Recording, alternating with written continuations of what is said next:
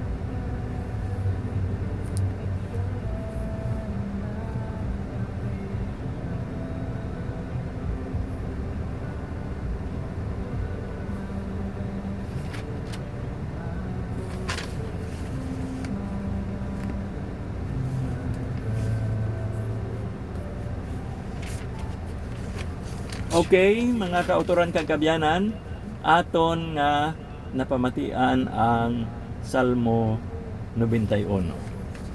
Kag sa aton nga pagpadayon magabato na kita sang mga mensahe paagi sa aton nga connections online. May presensya kita sa X o kung sadto ginatawag naton Twitter, kag subong man sa Facebook sa diin may mga pages kita nga sarang kita makabaton sa mga mensahe, kag sa iban pa nga palagyan online katulad sang Pinterest, Google, kag iban pa nga mga palagyan online. Kag sa Twitter aton nga ginasunod ang account ni Pope Leo XIV nga amo ang Pontifex. Kag may isa diri ka mensahe nga nagikan sa aton balaan nga may nga aton iga pakigambit sa aton nga tagpalamati sa sining nga adlaw nga edisyon sang aton nga programa. Ang mensahe nagasiling, ang edukasyon isa ka buhat sang kaluoy. Sa diin ini nagabayaw sang tawhanon nga espiritu padulong sa Dios. Okay, ang masunod diri ang nagikan kay Sister Luz Aguilar sang Arevalo, distrito sining siyudad kagatapo man sang aton nga Arevalo chapter. Kag ang iya nga mensahe iya ginapalambot kaupod sang iya bug-os nga panimalay, lakip na ang pagpanamyaw para sa sining nga kahaponanon. Ang mensahe nagasiling, may duha kabutang nga dapat kita dumdumon sa aton nga kabuhi. Tatapon naton ang aton panghuna-huna kung kita nagaisahanon, kag tatapon man naton ang aton mga tinaga kung kita yara sa kadamaan. Okay, no? May isa pa gid diri nga nagikan man sa aton ginapakigambitan sa internet nga sa diin ang mensahe nagasiling, pangamuyuan naton ang aton mga kaapuhan samtang nga sila ang nagadalagko, agod nga sila mapabilin sa isa ka matarong kag eksakto nga dalanon. Amen. Okay, amo at ito ang mga mensahe nga aton nga na pakigambitan para sa sini nga adlaw. Kag kung may panahon pa kita, ayhan may magaabot ka mga mensahe aton ina nga iga share.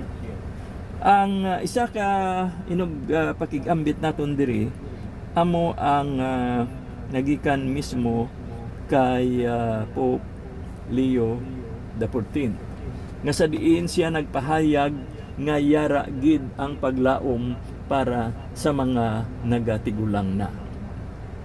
Kag siling sang aton nga Santo Papa, kita nga mga tigulang na, kita nga mga senior citizens na, sarang gid sa gihapon nga makalaom.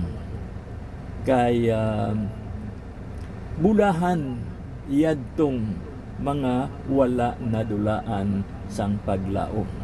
Yara ina sa libro ni Sirach, basahon naton sa kapitulo 14 bersikulo 2. Kag sa kalawigon sang aton nga pagpangabuhi, ayhan hindi naton malikawan ang magbalikid sa nagliligad, imbis nga planohon sing maayo ang palaabuton. Apang siling ni Pope Leo, dumdumon naton si Pope Francis sang yara na siya na ospital bangod sang kaluyahon na sang iya nga pamatyag, siya naghambal. Bisan pa nga mahina na ang aton kalawasan, wala sa gihapon sing maka pauntat sa aton sa paghigugma, sa pagpangamuyo, sa paghalad sang aton kaugalingon para sa tagsa-tagsa sa pagtuo bilang mga masanag nga sinyal sang paglaom. Mayara kita nga ginaangkon nga kahilwayan nga hindi sarang kawaton sang anuman nga kabudlayan. May kahilwayan kita sa paghigugma kag sa pagpangamuyo, kag ang tagsa-tagsa sa aton sarang gid maka higugma kag maka pangamuyo. Ang aton nga pagtamod sa aton mga pinalangga, sa mga katapo sang aton nga mga panimalay nga upod naton sa aton nga pagkabuhi, ang aton mga kabataan kag kaapuhan nga nagabulig man sa pasanag sang aton nga mga inadlaw, wala naga kadulaan sang kasanag upod sa aton, no? Sa aton nga mga mag-asawa nga sa diin nagapangabuhi upod sang katapo sang pamilya. Gani nga ini nga pagtamod sa tagsa-tagsa naga pabaskog sang aton nga enerhiya agud nga padayon naton nga ang kunon ang paglaom kag kasulhayan. Mga sinyal ini sang nagakabuhi nga gugma nga naghalin mismo sa Dios kag amo ini ang nagahatag sa aton sang kaisog kag nagapahanumdum sa aton nga bisan sa nga ang aton kalawasan makitaan nga may kaluyahon apang ang aton nga balatyagon, ang aton nga memorya, ang aton nga kaugalingon mismo ginabag-o sa tagsa kaadlaw.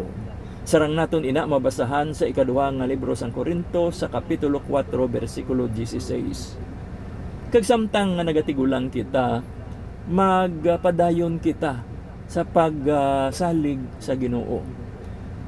Kabay pa nga kita bag-uhon sa tagsa kaadlaw sa aton nga pakighambal sa iya, sa aton nga pagsugata sa iya dira sa aton nga pagpangamuyo kag sa santos nga misa. Aton nga itan-ay ang aton nga pagtuo nga ginhuptan naton sa malawig nga tinuig sang aton kabuhi, sa aton mga katapo sang panimalay kag sa kung sino man ang aton masugatan sa aton nga mga inadlaw. Kabay pa nga kita magpadayon sa pagdayaw sa Dios bangod sang iya nga kaayuhan. Kultibaron naton ang paghiliusa upod sang aton nga mga pinalangga kag buksan naton ang aton mga kasing-kasing sa ila nga malayo, lilabi nagidyadtong may mga pagkinahanglan. Kay amo ini ang mga pamaagi nga maghatag sang sinyal sang paglaom sa aton ano man ang aton nga edad. Daw ano man kita katigulang o kon kahuyang, kita sa gihapon mangin masanag nga sinyal sang paglaom. Amen. Kag daw medyo ginakulang na kita sang tiyempo agod nga makapadayon, padulong na kita sa pagpamati sang aton nga concluding song and prayer nga pagaupdan naton kag walay liwan ini kundi ang Salmo 23. Okay?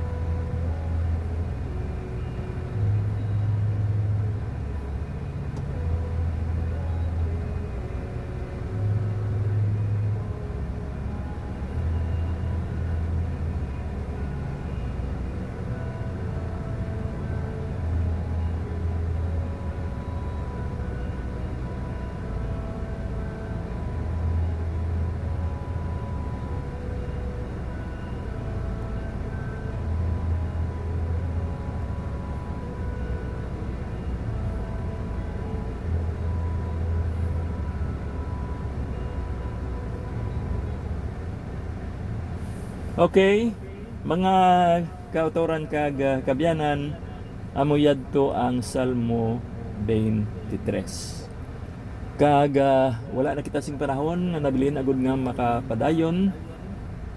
Nagpamati kamo sa aton nga programa sa kahanginan, ang inspirasyon sang mga senior citizens. Ini si brother ninyo nar nga nagasiling, may God bless us all.